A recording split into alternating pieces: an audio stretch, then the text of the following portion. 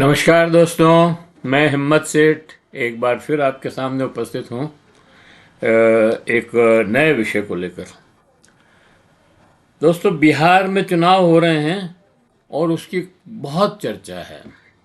पल पल में खबरें बदल रही है और दोनों गठबंधन की हालत खराब है। दोनों गठबंधन की हालत खराब है, इसका मतलब ये नहीं है कि प्रशांत किशोर की हालत बहुत अच्छी है, उनकी भी हालत खराब ही है। वो राघोपुर से भाग आए हैं, राघोपुर में चुनाव लड़ने गए थे, तेजस्वी के खिलाफ चुनाव लड़ने गए थे। 100-200 गाड़ियों की काफिला लेकर गए थे, कारों का, लेकिन बात नहीं बनी। लोगों ने वहाँ रिजेक्ट कर दिया।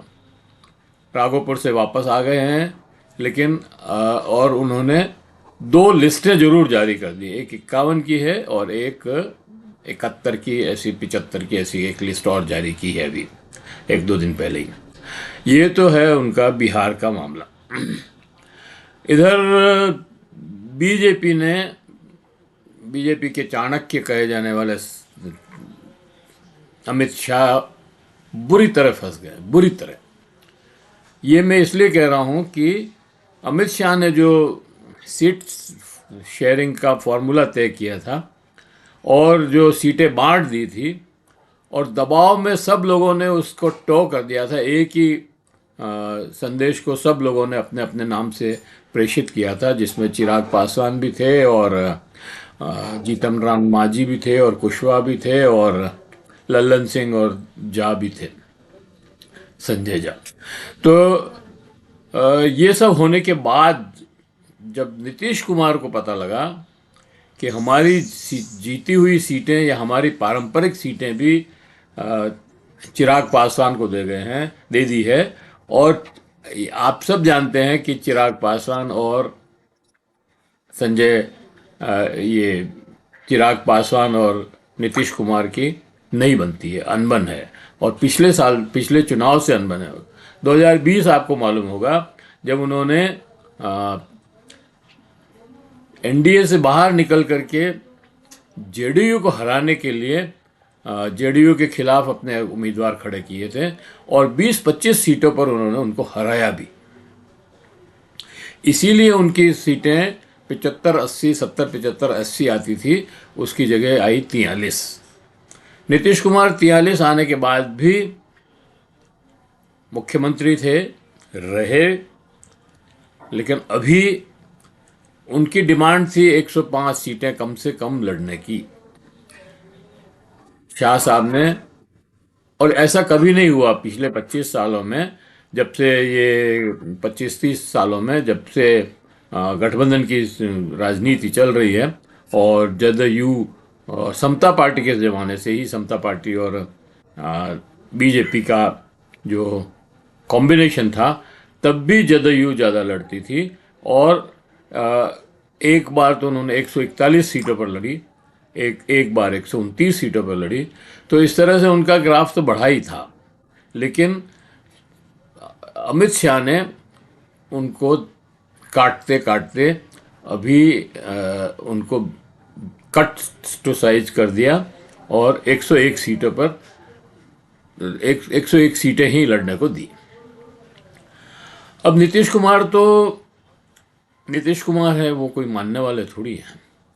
और ये सारी गफलत जो है इसलिए हुई कि सब लोगों ने समझा कि नीतीश कुमार का स्वास्थ्य खराब है, नीतीश कुमार एक्टिव नहीं है, नीतीश कुमार, जो ये अफवाहें चल रही थी, हकीकत भी हो सकती है, मेरे को नहीं पता, लेकिन ये जो बातें चल रही थी उसकी वजह से शाह साहब का हौसला बढ़ गया कि अब क्या है और डे 1 से अमित शाह ये चाहते हैं कि जेडीयू ख़त्म हो जाए और उनका वोट बैंक हमको मिल जाए।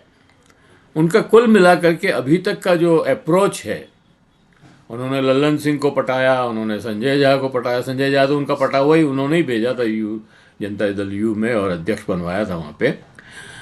और बिहार में ये चर्चा है कि नीतीश कुमार, जदयू जो है, नीतीश कुमार नहीं चला रहे हैं, अमित शाह चला रहे हैं। और सरकार जो है, बिहार की सरकार भी अमित शाह के गाइडेंस में ही चल रही है। लेकिन अभी जो वीट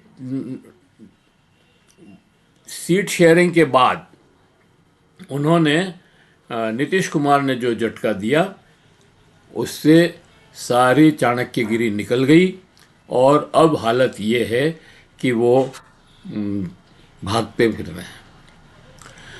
क्योंकि नीतीश कुमार ने जैसे ही ये बात सुनी, उन्होंने कहा कि नहीं, मैं तो कम से कम 110 सीटों पे लड़ूंगा। और उन्होंने 8-9 सीटें डिक्लेयर भी कर दी। और डिक्लेयर क्या कर दिए, उन्होंने टिकट दे दिए। और वो सीटें ये चिराग पासवान को दे रखी थी। चिराग पासवान के कोटे में गई सीटों पर नीतीश कुमार ने अपने कैंडिडेट खड़े कर दिए।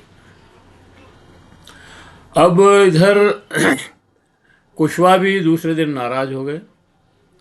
कुशवाहा ने कहा कि कुशवाहा बोल रहे हैं एनडीए में नथिंग इज़ वेल, कुछ भी सही नहीं है, कुछ भी अच्छा नहीं है, एनडीए में कुछ भी अच्छा नहीं है।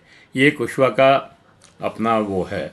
और वो अभी दिल्ली गए हैं शाह साहब से मिलने, और शाह साहब से वो कह रहे हैं हमें कम से कम 11 सीटें चाहिए। 6 सीटें दी है आपने, 5 और दीजिए, तब हम इस गठबंधन में रहेंगे। और ऐसे ही जीतन राम मांझी ने भी बोध गया की सीट पे और मुकदमपुरा क्या उसके ऊपर अपने कैंडिडेट खड़े करने की घोषणा कर दी है, जो चिराग के उसमें गई है, कोटे में गई है। तो इस तरह से ये सारे घटक दल आपस में ही लड़ रहे हैं और शाह साहब वहाँ पर बैठे हैं दिल्ली में।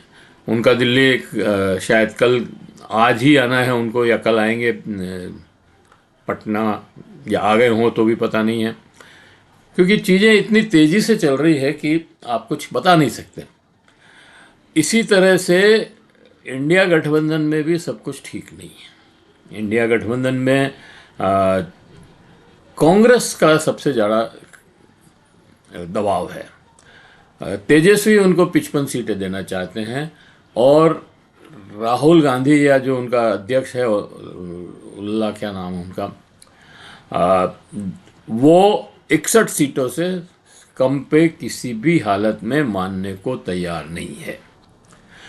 आज 15 तारीख है, 17 तारीख लास्ट डेट है फॉर्म भरने की। 2 दिन बचे हैं, अभी तक लिस्ट का कोई फाइनल नहीं है, सीटों का कोई फाइनल नहीं है। न ये ज़रूर है कि भाजपा ने 71 सीटें डिक्लेयर कर दी है और बाकी सीटें अभी रोक रखी है। इधर लेफ्ट पार्टियों ने 18 सीटें डिक्लेयर कर दी है। वो 19 सीटें जीते थे कुल, 12 और 4 और 2 या 3 जो भी कुल मिलाकर के वो 19 सीटें जीते थे, और उनमें से 18 सीटों पर उन्होंने अपना डिक्लेरेशन कर दिया है। बाकी सीटों के लिए वो इंतजार कर रहे हैं, शायद कल तक वो भी डिक्लेयर कर देंगे। बाकी वो 29 से 31 सीटें उनको मिलने वाली है, ऐसा सुना जा रहा है, कहा जा रहा है। और अब एक और पेच है महागठबंधन में साहनी का। और साहनी साहब ये कह रहे हैं कि मुझे 20 सीटें चाहिए कम से कम, और तेजस्वी उनको 10-12 सीटें, 16 सीटें तक देने को तैयार है, लेकिन उसमें एक राइडर है। वो ये कह रहे हैं कि 16 में से 5-6 सीटों पर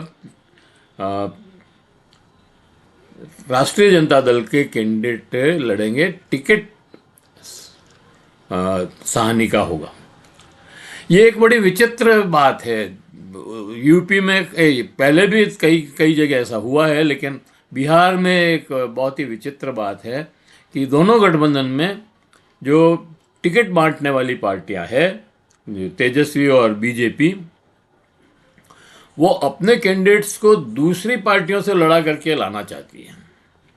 नाम भले साहनी का हो और चाहे चिराग का हो।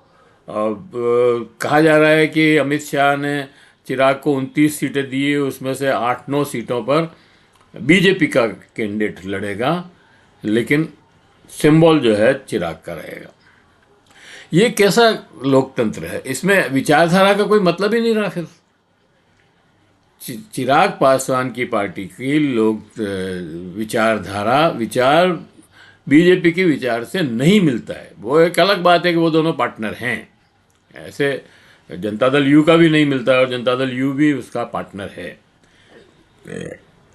लेकिन ये कैसे हो सकता है कि भारतीय जनता पार्टी का कैंडिडेट चिराग पासवान की पार्टी से चुनाव लड़े और फिर ज़रूरत पड़ने पर वो इधर समर्थन करे? तो ये जो खेल हो रहा है ये इंडिया गठबंधन में भी हो रहा है और उधर भी हो रहा है, और इन दोनों के इतर दोनों में अभी तक कुछ समझौते नहीं हुए हैं। और अंतिम दिन जो है 17 तारीख है, उसके पहले कुछ न कुछ घोषणा करनी ही पड़ेगी। मुझे लगता है कि कुछ जगह फ्रेंडली फाइट भी करने के मूड में हैं, लेकिन नीतीश कुमार ये नहीं चाहते हैं। कमल प्रशांत किशोर की पार्टी में भी 51 ये जो 71 सीटें या 75 सीटें जो भी उन्होंने बांटी बाद में, उसके बाद विद्रोह हो गया है और प्रेस कॉन्फ्रेंस की उन्होंने, उसी में विद्रोह हो गया और प्रेस कॉन्फ्रेंस ख़त्म करनी पड़ी।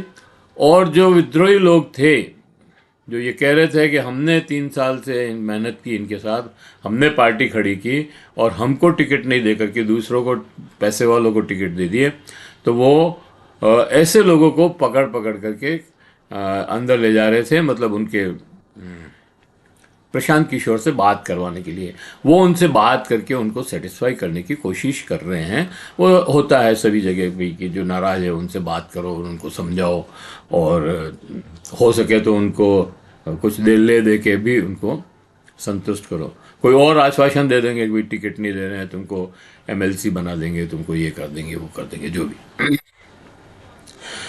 तो कुल मिलाकर के चुनाव फंसा हुआ है।